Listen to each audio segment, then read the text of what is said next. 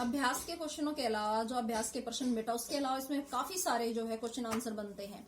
जैसे क्वेश्चन आ जाता है कि किसान के जीवन में पशुओं का क्या महत्व है। तो किसान के जीवन में पशुओं का बहुत महत्व है। किसान का जीवन जो पशुओं के बिना अधूरा, एक तरह से हम कह सकते हैं कि किसानों की जो आजीविका है उसका साधन ही पशु है। क्योंकि किसान के लिए पशु बोझा ढोने में, ठीक है, यात्रा करने में और इधर से उधर सामान ले जाने में, पेय पदार्थों में, खेत में हल जोतने में, पानी खींचने में, काफी सारे कामों में जो है काम आते हैं। एक क्वेश्चन ये भी बनता है इसमें, क्या पशुओं में मानवीय भावनाएं संवेदनाएं होती हैं। तो पाठ के माध्यम से प्रेमचंद जी ने दिखाया कि पशुओं में मानवीय भावनाएं संवेदनाएं होती हैं। पाठ को देने का कारण ही ये है कि हम उस मूक प्राणी को ये समझकर कि इनके अंदर भावनाएं नहीं है, बेकार में मारते और पीटते हैं। तो हमें समझना होगा कि उन्हें भी दर्द होता है, उनके अंदर भी भावनाएं होती हैं। इसके साथ साथ प्रेमचंद ने इसके माध्यम से काफी सारी चीजों को, एक नैतिकता को जो है इस पाठ में बताया गया, दिखाया गया है, जो इंसान भी नहीं समझता। इंसान भी जो है उन सब चीजों को भूल जाता है। तो उन इंसान की भावना को, उसकी अंतर आत्मा को जगाने के लिए प्रेमचंद ने इस पाठ के माध्यम से, इस दोनों बैलों के माध्यम से दिखाया है।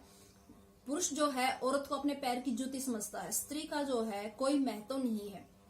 लेकिन पाठ में दोनों बैलों के माध्यम से दिखाया, जब हीरा जो है मोती को कहता है कि नहीं, जो है हमारा धर्म नहीं कहता औरत को मारने के लिए, तो दिखाया है कि पशु भी समझते हैं कि औरत को मारना जो है भारतीय संस्कृति का आदर्श नहीं है। भारतीय संस्कृति के बहुत सारे आदर्शों को इस पाठ के माध्यम से दिखाया है।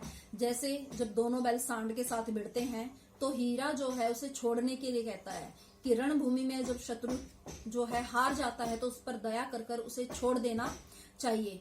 मित्रता को दिखाया है, गहरी मित्रता है दोनों के अंदर। दोनों के साथ कई बार ऐसा होता है, जब हीरा भाग सकता था या मोती भाग सकता था। मटर के खेत में जब मोती फंस जाता है तो हीरा उस मुसीबत के समय अपने मित्र को छोड़कर नहीं भागता, और जब लास्ट में जो है कौंजे हाउस में हीरा बंधा रह जाता है तो मोती नहीं भागता।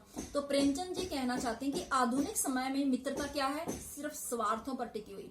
हम जब तक दूसरे के साथ होते हैं, जब तक उसका अच्छा समय होता है, जब बुरा समय आता है तो हम अपने मित्र को छोड़कर भाग जाते हैं।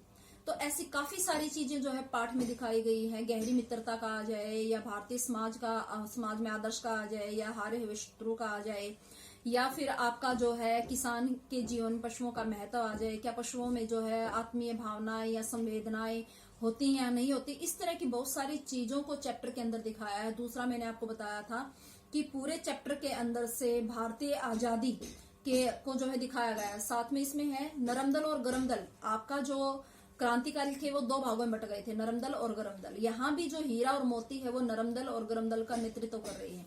हीरा जो है नरम दल का है और मोती गरम दल का। हीरा को जो है, हीरा सहनशील दिखाया गया, आशावादी दिखाया गया, जबकि उसके साथ साथ मोती क्या है, गरम विचारों का है और बहुत जल्दी निराश हो जाता है। उसे लगता है कि नहीं, अब ऐसा नहीं हो सकता। तो काफी सारी चीजों को प्रेमचंद ने जो है आपको इस पाठ के माध्यम से बताया। अगर फिर भी किसी बच्चे को समझ नहीं आता है तो आप मुझसे जो है मेरे पर्सनल नंबर पर पूछ सकते हैं।